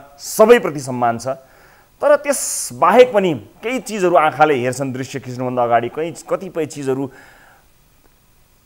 हृदयले स्वीकार गर्न सक्दैन तपाईको हृदयले त्यो कुरालाई अस्वीकार गर्न सक्नु पर्दथ्यो त्यस पछाडि पनि धेरै चिज गर्न सक्नु पर्थ्यो तपाईले त्यो गर्न सक्नु भएन तर तपाईलाई मूल्याङ्कन म कसरी गर्न सकुला र त्यो दर्शकहरूले हेर्ने दर्शकहरूले गर्नु होला थाहा छैन तपाई के उद्देश्यका लागि तपाईले हामीलाई छान्नुभयो कुराकानी गर्नु छ भनेर भन्नुभयो म जान्दिन तर आम दर्शकहरूले त्यसको मूल्याङ्कन गर्नुहुन्छ होला तर एउटा ठुलो राष्ट्रलाई घात हुने एउटा यस्तो देशको झण्डा जलाउने दृश्य तपाईको हातले छायाङ्कन भयो तपाईले रेकर्ड बटन तपाईको हातले थिच्यो तपाईको आँखाले भ्यू फाइन्डरमा हेर्यो तपाई त्यो टिमको त्यसको सर्जक त होइन त्यसको सृजनासँग त्यसको मर्मसँग तपाईको सम्बन्ध त छैन एउटा टेक्निसियनको रूपमा तपाई प्रयोग गर्नुभयो त्यसलाई मूल्याङ्कन म त गर्न नसकुला दर्शकहरूले गर्नु होला अथवा कानुनी रूपमा कस्तो देखिन्छ म भन्न सक्दिन तपाईलाई अरु केही भन्नु छ भने भन्नु होला अरु म केही भन्न सक्दिन तपाईलाई यो एकदमै मैले एकदम दुःख लाग्दो कुरा छ यो मैले कहिले सोचेको पनि थिएन आफ्नो राष्ट्रको झण्डा त्यसरी जलाएर मैले सोचेको थियो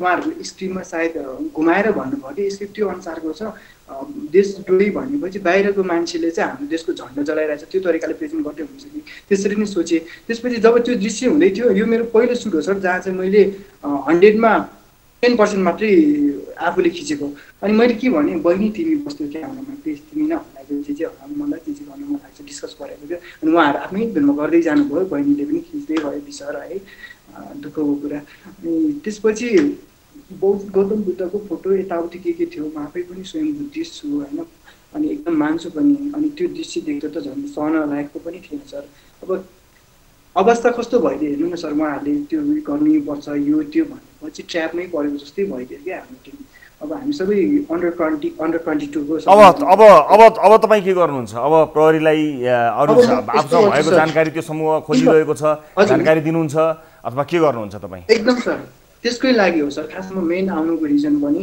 उहाँहरूलाई यो उहाँसम्म पुग्नुको लागि ड्युरेसन जति पर्छ केसको लागि अहिले क्यामेराम्यान अर्को पक्रियो उहाँको टिमले अरू पक्रियो त्यो यताउति मिडियामा हटाउनुभन्दा बरु क्लियर कट कुरा यो ड्युरेसन छुट्योस् पछि निकोल्छ किन त सर्ट एन्ड स्विट भयो भने भोलि नै सकेसम्म टेकोसम्म पुगेर चाहिँ आफूले सक्ने सहयोग के गर्न सकिन्छ यो केसको लागि छुट्याउन लागि सकेसम्म यो लडाइँखेरि हुन्छ घिसिङजी म तपाईसँग बिदा माग्छु मलाई थाहा छैन म तपाईँलाई कसरी भन्नु तर म तपाईँलाई जज गर्ने पक्षमा छैन किनभने एउटा प्राविधिकको रूपमा म तपाईँको इज्जत गर्दछु त म तपाईँप्रति तपाईँसहित एउटा प्राविधिकहरूलाई जति इज्जत हामी गर्दछौँ त्यो रूपमा एउटा प्राविधिकको रूपमा तपाईँप्रति इज्जत गर्दछु तर तपाईँको हातबाट तपाईले यो आलोचना भएपछि हामीले थाहा पायौँ तपाईँलाई यो चिज चैत्र 9 गते थाहा थियो चैत्र 9 गते तपाईँ कसरी निदाउनु भयो त्यो मेरो लागि एउटा ठुलो प्रश्न चिन्ह बन्यो तर यो प्रत्यक्ष प्रसारणमा म धेरै कुरा तपाईँलाई के बताउँ र म तपाईँलाई सहभागिताको लागि धन्यवाद दिन्छु म तपाईँसँग बिदा माग्दछु मसँग धेरै क्वेसनहरू छन् म त्यो क्वेसनहरू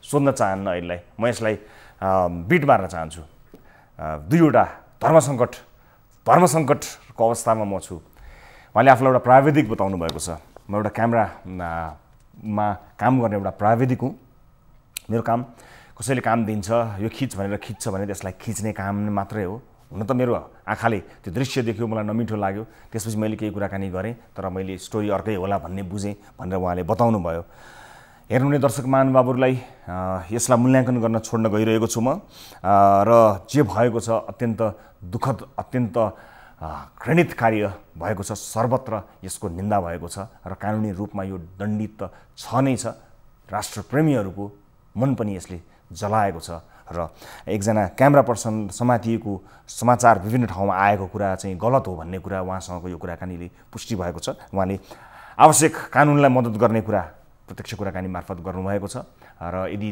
त्यो सजायको भागीदार मैले हुनुपर्छ भने म त्यो सजायको भागीदार हुन पनि तयार छु भनेर भन्नुभएको छ। यद्यपि फेरि पनि पर्दा अगाडि हामीलाई देखाउने आफू पर्दा पछाडि रहेर अहोरात्र खट्ने सम्पूर्ण प्राविधिकहरूप्रति पनि मेरो उच्च सम्मान छ।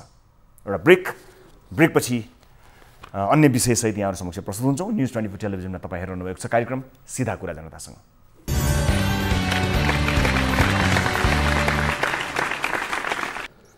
ब्रेकपछि स्वागत छ सम्पूर्ण आदरणीय दर्शक महानुभावहरूलाई। कार्यक्रम सिधा कुरा जनतासँगमा दर्शक महानुभावहरू विभिन्न विषयहरू प्रस्तुत गर्दै सम्बन्धित निकायसँग कुराकानी गर्ने र त्यस विषयलाई समाधान गर्ने उद्देश्य सहितको यस कार्यक्रमका विभिन्न पाटाहरूलाई हामी खेलाउँदै आइरहेका छौँ।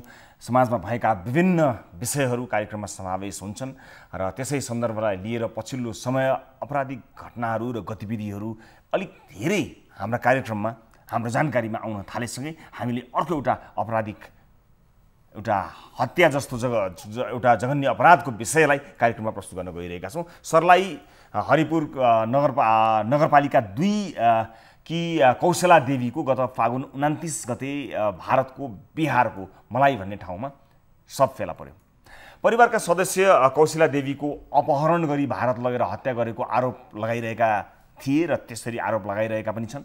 अंशबन्डा विवादका कारण कौशला देवीको हत्या भएको भन्दै परिवारका सदस्यहरूले प्रहरीमा किटानी जाहेरी समेत दर्ता गरिसकेका छन्।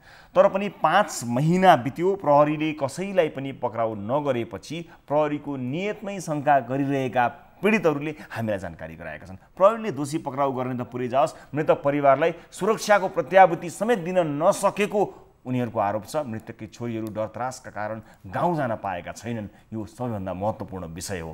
प्रहरीले दोषीलाई समातेर मात्र घर जाने भन्दै जनकपुरमा बास भइरहेको छ अहिले कौशला देवीकी 2 छोरीहरूको। त्यहाँ प्रहरीले पक्राउ गरिसकेपछि मात्र आफू सुरक्षित भएको महसुस गरिरहेका छन् र यस अर्थमा पनि हामीले यो अवस्थामा पीडितहरू भएका कारणले पनि यस रिपोर्टलाई हामीले कार्यक्रममा प्राथमिकताका साथ प्रस्तुत गर्न लागेका हौँ। जनकपुरबाट टिभी जर्नलिस्ट घनश्याम मिश्रले पठाएको यो रिपोर्ट हेर्नुहोस्।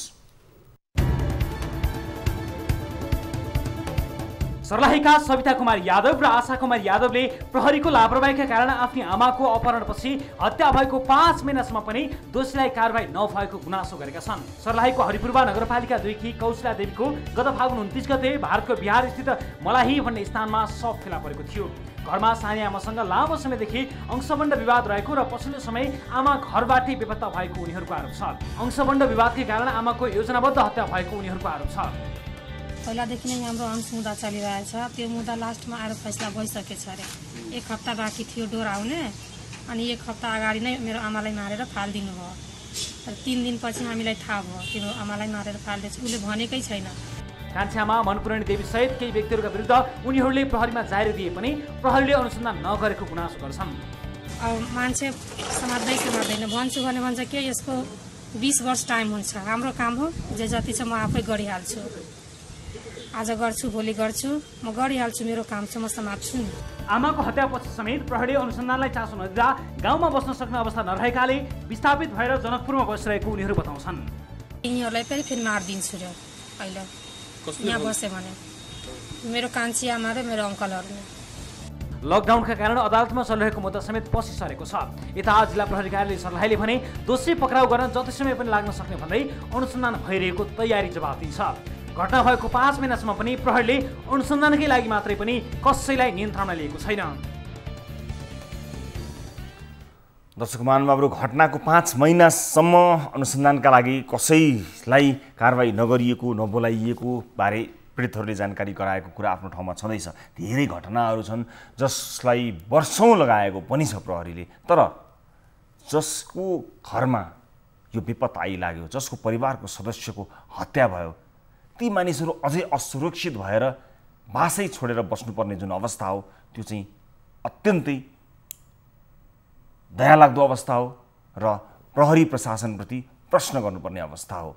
सुरक्षाको अनुभूति पीडितका परिवारले गर्न सकेनन् भने त्यो अत्यन्त पीडादायी अवस्था हुन्छ। त्यसकारणले हामीले यस विषयलाई लिएर सर्लाही जिल्लाका प्रहरी प्रमुख एसपी विश्वमणि पोखरेलसँग कुराकानी गर्ने तयारी गरिरहेका हौँ, तर सम्पर्क हुन सकिरहेको छैन। यद्यपि हाम्रो कोसिस पनि जारी रहनेछ। यसबीचमा हामीसँग भिडियो कल मार्फत कुराकानी गर्न कोही आउनुभएको छ, म उहाँलाई स्वागत गर्छु। नमस्ते, कहाँबाट को बोल्दै हुनुहुन्छ? हजुर नमस्ते सर। कहाँबाट को बोल्दै हुनुहुन्छ तपाईँ? म मालदिप्सबाट डिबी पुरी हो सर। मालदिप्सबाट को बोल्दै हुनुहुन्छ? डिबी पुरी। हजुर डिबी पुरीजी, आफ्नो समस्या राख्नुलाई के लागि हामीलाई सम्झिनुभयो बताउनुहोस्। सर हजुरको प्रोग्राम सधैँ नै नटुटे हेरिराख्ने। सबभन्दा पहिला त म हजुरहरू टिम लगायत सम्पूर्ण कार्यक्रम सञ्चालक लगायत सबैलाई धन्यवाद दिन चाहन्छु। हाम्रो उद्धारको लागि केही पहल हुन्छ कि भनेर आशावादी छौँ सर। मालदिप्समा कहाँ हुनुहुन्छ? के भइरहेको छ? कस्तो अवस्थामा हुनुहुन्छ? हामी मालदिप्समा माले भन्ने सिटीमा छौँ सर। मालदिप्सको राजधानी मालेमा छौँ। यहाँ चाहिँ हामीलाई चाहिँ अगस्त 19 को फ्लाइट हुन्छ भनेर आजभन्दा करिब 15 दिन अगाडिबाट सर फ्लाइटको बुकिङ गर्न लगाइयो। हिमालयन एयरलाइन्स मार्फत रुपेश होलिडे ट्राभल्सबाट चाहिँ हामीलाई टिकटको हामीले प्रति व्यक्ति $613 चाहिँ अग्रिम बुझाइसकेका छौँ। हामीसँग टिकट हातमा छैन सर। होइन सर। अनि हामीले पटक हाम्रो टिकट खोइ त हाम्रो हातमा किन पाइएन भन्दाखेरि तपाईँको टिकट फ्लाइट यहाँ चाहिँ फ्लाइटसँग चाहिँ हामी ट्राभल एयरलाइन्स कम्पनीसँग कुरा गर्दैछौँ, त्यो भएको कारणले तपाईँहरूको फ्लाइट कन्फर्म भएको छैन भनेर हिजो जानकारी भयो। अनि हामीले चाहिँ अब हेर्नुहोस् कम्पनीबाट हामीले टर्मिनेसन भइसकेको मान्छे एक, अर्को कुरा क्यान्डिडेटर कोही मान्छेहरू पीडित छन्, उपचार गर्न नपाएर यहाँ उपचार सम्भव छैन। अब कम्पनी छोडेर बसिसकेपछि तपाईँको खाना बस्न हरेक कुरामा सुविधा छैन। कम्पनीले रात दिन कचर दिने कार्यक्रम भइरहेको छ। यसमा हामी 84 जनाले प्रति व्यक्ति $613 को हिसाबले हामीले पैसा पे गरेको छौँ। 84 जनाले?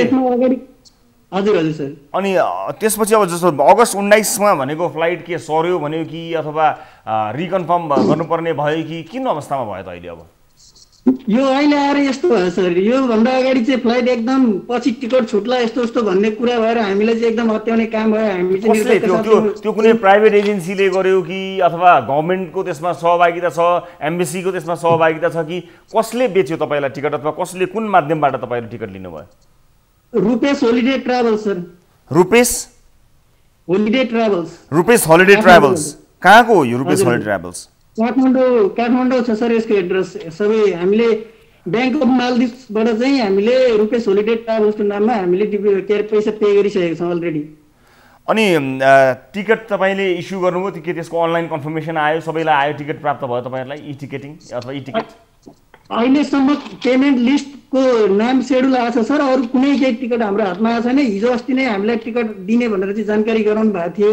अनि यो रुपेश यो ट्राभल्स यो हलिडेज एन्ड ट्राभल्सले चाहिँ के भन्यो अहिले तपाईँलाई? के भनिरहेको छ यो कम्पनीले?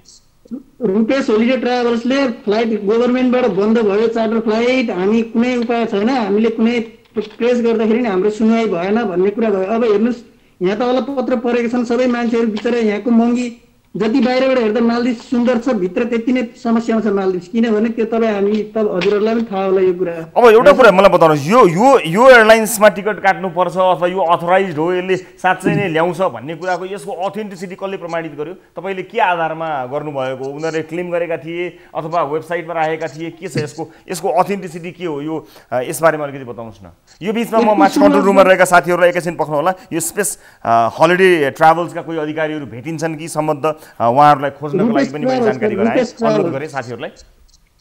हजुर सर। सर यो हामीलाई खास सुरुवात गर्ने हाम्रो एकजना यहीँ कार्यरत हुनुहुँदो रहेछ भीमबहादुर थापा भन्ने, होइन सर? हजुर। उहाँले चाहिँ हामी जसरी हुन्छ चार्टर फ्लाइट मार्फत जानुपर्छ, हामीलाई समस्या भयो, तपाईँ हामी सबै मिल्नुपर्छ भन्नुभयो सुरुमा। भीमबहादुर थापाजीको उहाँको टेलिफोन नम्बर अथवा केही चिज हुन त अहिले सार्वजनिक नगर्नु होला, हामी सम्पर्क गर्ने कोसिसमा पनि छौँ। भीमबहादुर थापाजी एकदम हजुरलाई म सबै कुरो डिटेल्स पठाइदिनेछु, होइन सर? हजुर। र हामीलाई रुपेश होलिडेबाट चाहिँ हामीलाई चाहिँ हिमालयन एयरलाइन्स मार्फत चार्टर फ्लाइट भनेर चाहिँ हामीलाई बुकिङ गराइयो, होइन सर? अहिले आएर अगस्त 19 भनेको थियो, अगस्त 19बाट सरेर 23मा पुग्यो। 23मा पनि हिजो अस्तिबाटै हाम्रो हातमा टिकट त पाउनु पर्यो नि त अब त कमसेकम भनेर यो कुरा गर्दाखेरि हिजो आएर के भन्नुभयो भने सरी हामीले चाहिँ सरकारसँग पनि प्रेस गरेको हौ। अनि मैले विज्ञप्ति आधिकारिक मन्त्रालयबाट पर्यटन तथा उडान मन्त्रालयको विज्ञप्ति जारी के छ त त्यो हामीलाई दिनुहोस् न त भन्दाखेरि त्यो अब सही हो या गलत हो त्यो चाहिँ अब मलाई थाहा भएन सर, होइन? उहाँले एउटा पत्र पठाउनु भएको छ।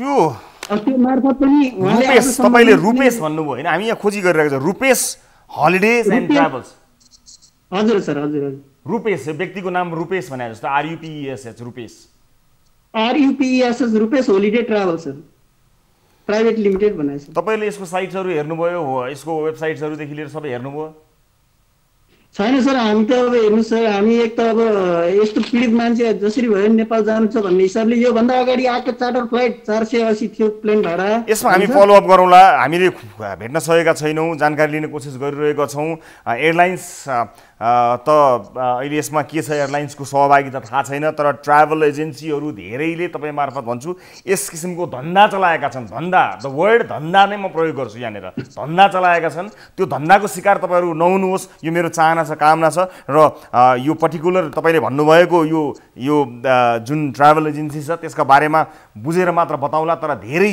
ट्राभल एजेन्सीहरुले अलपत्र भएका नेपालीहरुलाई सरकारको कमजोर संरचनाका कारण सरकार सुतेका कारण विशेष गरेर विदेशमा भएका नेपालीहरुलाई ठग्न दिइरहेको छ त्यस्तो ठगीमा तपाई नपर्नुहोस् त्यो हाम्रो चाहना छ सम्पूर्ण डिटेल्स पठाउनु होला हामी आगामी कार्यक्रममा यस बारेमा फलो अप गर्ने कोसिस गर्छौं म तपाईसँग अहिले बिदा माग्दछु लगभग तपाईको कुराकानी भनौं लगभग तपाईले जुन विषय तपाईले राख्नुभयो त्यो विषयमा लगभग हामीलाई अन्य दर्शकहरुबाट पनि फरक ठाउँहरुमा फरक गन्तव्यका यस्ता सूचनाहरु आएका छन् हामी यस बारेमा विशेष रिपोर्ट प्रस्तुत गर्न गइरहेका छौं अलपत्र परेका नेपालीहरुले एउटा घर जाने आशा बोकेर टिकट काटिरहेका छन् ट्राभल एजेन्सी लगायत विभिन्न प्लेटफर्महरुमा गएर तर त्यसमा टिकट क्यान्सल गरिदिने क्यान्सल गरेपछि रिफन्ड नगर्ने गरेर दुःख पाएका मानिसहरुलाई झन बढी दुःख दिने प्रयास भएको छ यसको घोर निन्दा गर्दै यस बारेमा विशेष रिपोर्ट प्रस्तुत गर्छौं अहिलेलाई बिदा माग्छु तपाईसँग र आजको अर्को विषयतर्फ दर्शकहरु ध्यान आकर्षित गर्न चाहन्छु दर्शक महानुभावहरु आजको अर्को विषय हामी प्रस्तुत गर्दै छौं उदयपुरको त्रियुगा नगरपालिकामा पहुँचवालाले निर्माणाधीन मदन भण्डारी वैकल्पिक राजमार्गको सर्वे डिजाइन नै परिवर्तन गरेपछि स्थानीयहरुको उठीवास लाग्ने अवस्था आएको छ पुरानो सडकको बीच भागबाट दायाँ बायाँ 15 मिटर क्षेत्रफल लिई काम गरिने भनिए पनि पछि गएर एकतर्फी ढंगबाट मात्र सडक निर्माण कार्य अगाडि बढेको बताइएको छ राजमार्गको अन्य कुनै पनि स्थानमा डीपीआर परिवर्तन नभए पनि गाईघाट बजारको पुरानो गाईघाट क्षेत्रमा मात्र डीपीआर परिवर्तन भएपछि स्थानीयहरु आक्रोशित बनेका छन् त्रियुगा नगरपालिका वार्ड नम्बर 11 का स्थानीयले सर्वे डिजाइन सच्याउन माग गरे पनि केही पावरफुलहरुलाई ती व्यक्तिहरुले उनीहरुको कुरा सुनवाई हुन दिएका छैनन् भन्ने आरोप स्थानीयहरुको छ उदयपुरबाट टिभी जर्नलिस्ट अभिमन्यु लामिछानेले पठाएको यो रिपोर्ट हेर्नुहोस्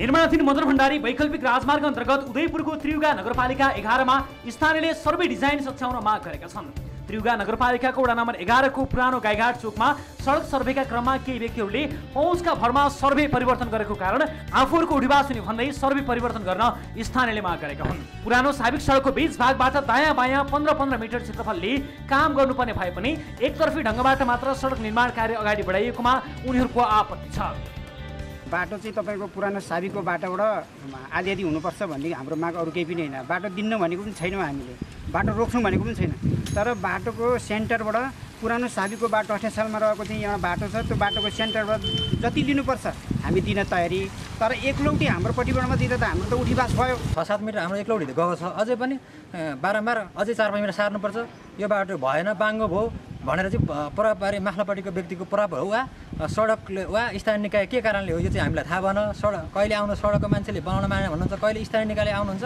यो बाटो बाङ्गो हो भन्नुहुन्छ अब कारण के हो यो चाहिँ हामी जान्दैनौँ राजमार्गको अन्य कुनै पनि स्थानमा डीपीआर परिवर्तन नभए पनि गाईघाट बजारको पुरानो गाईघाट क्षेत्रमा डीपीआर परिवर्तन भएपछि स्थानीय सरकार स्थानीय प्रशासन सडक कार्यालय जनप्रतिनिधि तथा स्थानीयहरूबीच पटक सडकको विषयमा छलफल पनि नभएको होइन तर उक्त छलफलले गरेको निर्णय भने अहिलेसम्म कार्यान्वयनमा आएको छैन हामीलाई बाबुरामका दल लिएर अरू ककरले होपियालेको दलतिर लाग्यो राजनीतिक दल सबैजना बसेर चाहिँ यहाँ मेयर उपमेयर मेयर क्षेत्र सदस्य राजनीतिक दलहरू सबै बसेर अस्ति मिलाएको कुरो यो मिलेको थियो उनी विपक्षले मिलायो भन्दै त्यहाँ भनेर फेरि पुल सार्यो हाम्रो जग्गामा 5-7 मिटर मुलो सारेर पनि मानेको थियौँ हामी भइहाल्छ मर कति खेप्नु दुःख खेप्नु भन्दा मानेको थियो फेरि अहिले सार्ने भन्दाखेरि त्यो हामीले बडा समस्या परेको र हामी सोझा सिधाले न्याय पाइरहेको थियो देशमा पुरानो नक्सामा उल्लेख भए अनुसार सडकबाट दायाँ बायाँ बराबर जमिन दिन स्थानीय अहिले पनि तयार छन् तर एकातिरको मात्र जग्गा मिच्न खोजेपछि विवाद आएको हो।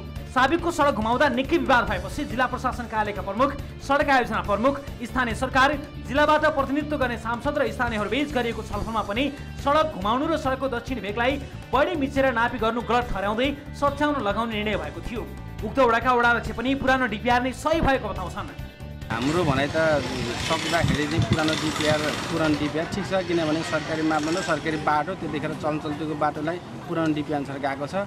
तर अब नयाँ डिपिआर अनुसार हामी जान्छौँ भनेर आयोजना भनिसकेपछि हामीले कि त पुरानो डिपिआरलाई चेन्ज गर्न सक्नु पर्यो। यदि सक्दैनौँ भने चाहिँ अब हामीले डिपिआरलाई स्वीकारेर जानु बाहेक विकल्प नदेखेकोले हामीलाई लाग्छ सहमति भइदिए, दुई पक्ष सहमति भएदेखि पुरानो डिपिआर नै ठिक छ। स्थानीयहरूले प्रधानमन्त्री तथा मन्त्री परिषदको कार्यालय, भौतिक पूर्वाधार तथा यातायात मन्त्रालय, नगरपालिकाको कार्यालय लगायत विभिन्न निकायमा उजुरी समेत दिएका छन्, तर कतैबाट पनि सुनवाई नभएको उनीहरूको गुनासो छ। दर्शक महानुभावहरू, यस विषयमा थप कुराकानी गर्न टेलिफोन सम्पर्कमा यतिखेर हुनुहुन्छ मदन भण्डारी राजमार्ग योजना कार्यालय गाईघाटका प्रमुख बेलबहादुर भुजेल। प्रमुखज्यू नमस्कार, स्वागत छ कार्यक्रममा। नमस्कार। यो गुनासो त तपाईँले पनि पाउनुभएको छ होला, ठाउँ ठाउँमा गुनासो पुगेको छ। एकातिर अलिकति अन्याय भयो, एकातिर पेलेको पेले, अर्कोतिर चाहिँ अलि पहुँचवालाहरू परे कि क्या हो भनेर गुनासो गर्नुभएको छ। के हो सर वास्तविकता? तपाईँ त जानकार पनि हुनुहुन्छ। होइन, यो निवेदन आएको छ। हजुर। अब यसमा चाहिँ अब बाटो अरूतिर लगभग हाम्रो थ्रो भइसकेको छ। हजुर। अब त्यही पोइन्टमा मात्रै अलिकति चाहिँ प्रब्लम छ। हजुर। हामीले पनि अब समन्वय गरेर हजुर पुरा डिपिआर पनि चाहिँ लाई कन्सिडर गर्ने र पुरानो बाटोलाई पनि कन्सिडर गरेर सबैको चाहिँ सहमतिबाट त्यो चाहिँ प्रब्लम सल्भ होस् भनेर हामी अलिकति वेट गरिरहेका छौँ। हजुर। र यसमा चाहिँ अब नगरपालिकाको पनि अब इलेक्टेड चाहिँ इन्स्टिट्युसन हो होइन, मेन रोल त उहाँहरूकै हुन्छ। डिपिआर चाहिँ छँदैछ, हामी लास्टमा हामी त्यो सबैबाट पहल गरेर चाहिँ सर्वसम्मत निर्णय भएपछि हामी यो जान्छौँ र उहाँलाई डिपिआरको पनि यहाँ लोकेसन यहाँ छ भनेर चाहिँ क्लियर कट देखाउँछौँ। त्यो त्यस भएपछि अनि एउटा चाहिँ उहाँहरूको चाहिँ स्थानीय र नगरपालिका भने यहाँ योजना कार्यालय पनि भनौँ है, सबैको समन्वयबाट चाहिँ यो थ्रु हुन्छ। अब यसमा चाहिँ यता पहुँच भएर अथवा उता भन्ने हुँदैन, समझदारीबाट नै यो थ्रु हुन्छ। तर समझदारीको कुराकानी गर्नुहुन्छ भने छलफलको निर्णय त आइसक्यो, छलफल सबैले गरेर, तर त्यसलाई कार्यान्वयन हुन मात्र बाँकी हो नि। अब के छलफल गर्न बाँकी रहेर? विशेष गरेर यो गाईघाट क्षेत्रमा मात्र डिपिआर परिवर्तन भएको र यसलाई चाहिँ स्थानीय सरकारदेखि स्थानीय प्रशासन, सडक कार्यालय भनौँ, जनप्रतिनिधिहरू, स्थानीयहरू बिच छलफल भइसकेको। तर त्यो सबै छलफल भइसकेपछि पनि त्यसलाई कार्यान्वयन भइरहेको छैन भनेपछि त मानिसहरूमा आशंका हुने भयो नि, त भएन र? होइन, यस्तो नगरपालिकाले किनभने हाम्रो यो नगर क्षेत्रको अलिकति बाटो चौडाइ गर्ने पनि उहाँहरूले अनुरोध गर्नुभयो र हामी त्यही अनुसार लागिरहेका छौँ होइन। अब नगरपालिकाले चाहिँ यो चाहिँ क्लियर गरिदिनुहोस् कि तपाईँहरूले गर्नुहोला, गरिदिनुहोस्। त्यसपछि हामी कन्स्ट्रक्सनमा हामी जान्छौँ। अनइन्टरप्टेड चाहिँ साइट हामीलाई चाहियो र डिपिआर पनि फलो हुनु पर्यो र चाहिँ अरू चाहिँ समन्वय डिपिआर पनि केही गल्ती छ भने करेक्सन यो पनि गर्न सकिन्छ। ठ्याक्कै यो भन्नु होइन, किनभने तर विशेष गरेर के भने अब बिचबाट 15-15 मिटरको चाहिँ क्षेत्रफलली काम गर्ने भन्ने भइरहँदाखेरि एकतर्फी मात्र सडक निर्माण हुन्छ त मान्छेको त उठीवास लाग्न लाग्यो भनेर भनिरहेका छन्। अन्याय त कसैमाथि हुनु भएन नि, त्यसलाई लिएर तपाईँहरूले त अझ अलिकति गम्भीर हुनुपर्ने हो। यति ठाउँमा हामी एकदमै सजग छौँ होइन। यो चाहिँ अब हाम्रो यत्रो लामो अलाइनमेन्ट कतै पनि विवादमा टुङ्गिसकेको अवस्था छ होइन। यति मात्रै हो हाम्रो थ्रु हुनु पनि। हामी यसमा संवेदनशील छौँ। नगरपालिकालाई पनि हामीले अनुरोध गरिरहेका छौँ र त्यो अब स्थानीयसँग पनि अब फेरि पनि एकचोटि चाहिँ बस्नुपर्ने अवस्था आयो। यसलाई मेरै घरमा परेको, यो मेरै ठाउँमा परेको हो भन्ने तपाईँले सम्झिदिनु भयो भने धेरै समस्या त्यहीँबाट समाधान हुन्छ। मेरै आफ्नै ठाउँमा पर्दा मलाई के हुन्छ होला भन्ने जुन भावना आउँछ नि हामीलाई, त्यतिखेर त हामी जे पनि गर्छौँ नि होइन। आफूलाई पर्यो, ओहो मै हो नि त, मलाई पर्यो, अब बर्बाद भइहाल्यो, अरूलाई पर्दा पनि त्यही नै महसुस गर्यो भने चाहिँ धेरै समस्या समाधान हुन्छ कि भन्ने एकदमै म संवेदनशील छु। हाम्रो टिम पनि त्यसरी लाग्छ, किनभने मेरो जग्गा बाटोमा पर्यो भने धेरै अरूतिर नच्यादियो, मेरो मात्रै पर्यो भने त पीडा हुन्छ नि त मलाई। त्यति महसुस गरिदिनु होला सर। मैले यो कुराकानीलाई यो सकारात्मक रूपमा यो कुराकानीलाई अपेक्षा राख्दै यो कुराकानीलाई टुङ्ग्याएँ। म समय र जानकारीको लागि सरलाई धेरै धेरै धन्यवाद दिन चाहन्छु। एउटा विशेष रिपोर्ट अर्को एउटा पनि दर्शकहरूलाई म देखाउन चाहन्छु, त्यस कारणले पनि यो कुराकानीलाई छुट्याउने अनुमति चाहे र यो कुराकानीले यो समस्याको समाधानको ढोका पनि खोल्नेछ भन्ने कुरामा पनि विश्वास राख्न चाहन्छु। र अब आजको अर्को विषयतर्फ प्रस्तुत गर्न चाहन्छु दर्शक महानुभावहरू। कर्णाली प्रदेशको मुगु जिल्लामा फेरि खाद्यान्नको अभाव भएको छ। उसै पनि खाद्यान्न अभाव हुने यो जिल्लामा बर्खामा पहिरोका कारण गाडी नचलेपछि खाद्यान्नको अभाव हुने गर्दछ। हिमाली जिल्ला मुगुमा खाद्य संस्थानका सबै डिपो खाली भएका छन्। ठाउँ ठाउँमा सडक भत्किएपछि बजारमा समेत खाद्यान्न सामग्री खाद्यान्नको अभाव भएको छ। स्थानीयहरू खाद्यान्न किन्न खाद्य संस्थानदेखि बजारका खाद्यान्न पसलहरूमा भौतारिरहेका छन्। चामल पाइहाल्यो भने पनि सामान्य अवस्थामा 1500 पर्ने चामललाई अहिले 2000 देखि 2500 सम्म तिर्न बाध्य स्थानीयहरू छन्। मुगुबाट टिभी जर्नलिस्ट दानबहादुर बुढाले पठाएको यो रिपोर्ट हेर्नुहोस्। हिमाली जिल्ला मुगुमा खाद्यान्न अभाव भएको छ। मुगु स्थित खाद्य संस्थानका सबै डिपो खाली भएका छन्। ठाउँ ठाउँमा सडक भत्किएपछि बजारमा समेत खाद्यान्न सामग्रीको अभाव भएको हो। खाद्य व्यवस्था तथा व्यापार कम्पनी लिमिटेड मुगुका प्रमुख कर्णबहादुर रावलका अनुसार गत वर्ष ठेक्का गरी ल्याएको खाद्यान्न सकिएपछि पुनः आर्थिक वर्ष 2077-78 का लागि आवश्यक खाद्यान्नका लागि ठेक्का पर्क्यामी अल्झिएको छ। खाद्य संस्थानको डिपोमा बाँकी 550 क्विन्टल खाद्यान्न दैविक प्रकोप तथा अत्यावश्यक अवस्थाका लागि सञ्चित गरिएको छ। अहिले स्थानीयहरू खाद्यान्नको खोजीमा खाद्य संस्थानदेखि बजार डुला पनि नपाउँदा निराश हुने फर्किएका छन्। चामल लिन उता खाद्य संस्थान जाँदाखेरि खाद्यमा पनि चामल रहन्छ त्यही चामल अहिले सकिएको अवस्था रहेछ त्यही। अनि बजार अनि किराना पसलहरूमा पनि चामल अहिले खासै छैन। त्यही भएको चामल पनि पहिला 1600-1700 पर्ने चामल अहिले 2200-2300मा बिक्री गरिरहेछन् बजारमा पसलेहरूले। गमगढी बजारमा समेत नागमा गमगढी सडक दैनिक जसो अवरुद्ध हुँदा सामान ढुवानी गर्न नसकेको स्थानीय व्यापारीहरू बताउँछन्। बजारमा भएको निकै कम खाद्यान्नमा अहिले आनालुची हुने गरेको स्थानीयहरू बताउँछन्। पहिला हामीहरूले यता स्टोक गर्न पनि पाएनौँ, लकडाउन भइहाल्यो। त्यसपछि खोलेको बेला पछि पानी पनि परिहाल्यो। अनि डबल कटिङ गरेँ। डबल कटिङ गर्दाखेरि पनि बाटो हिलो भयो अनि गाडीहरू पनि बिचका बिचमै रहे। अनि त्यसपछि धौधौ गरेर डोजरले तानेर 60-70 हजार तिरेर आफ्नै व्यक्तिगत खल्तीबाट तिरेर ल्यायौँ।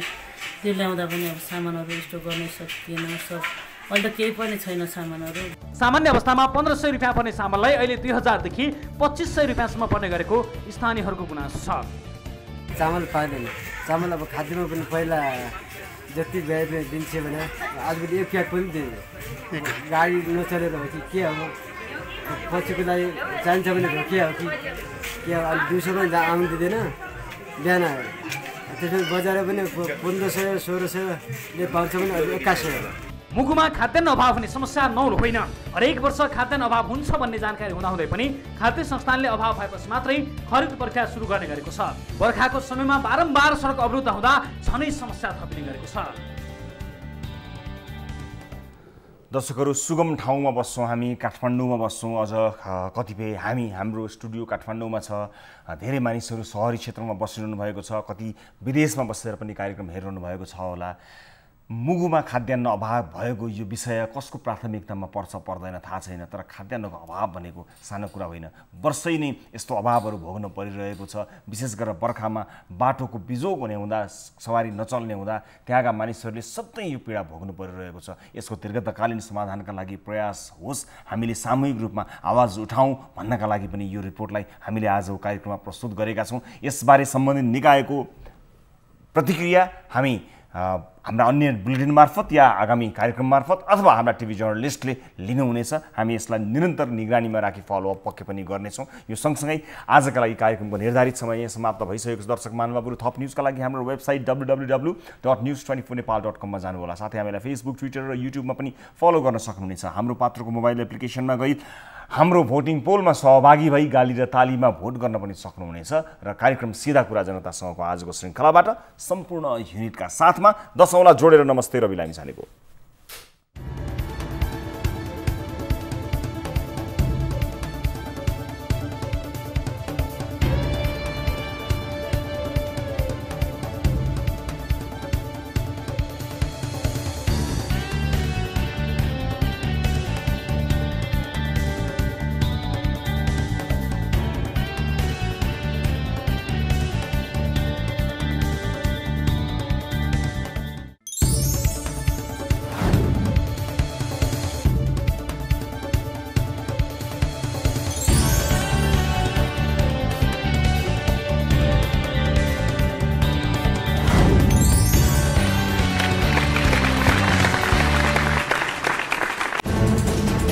कोरोनाले सृजना गरेको सङ्कटमा पल पलका न्युज अपडेट र हर क्षेत्रको कभरेजका लागि न्युज 24 नेपाल युट्युब च्यानललाई सब्स्क्राइब गर्नुहोला।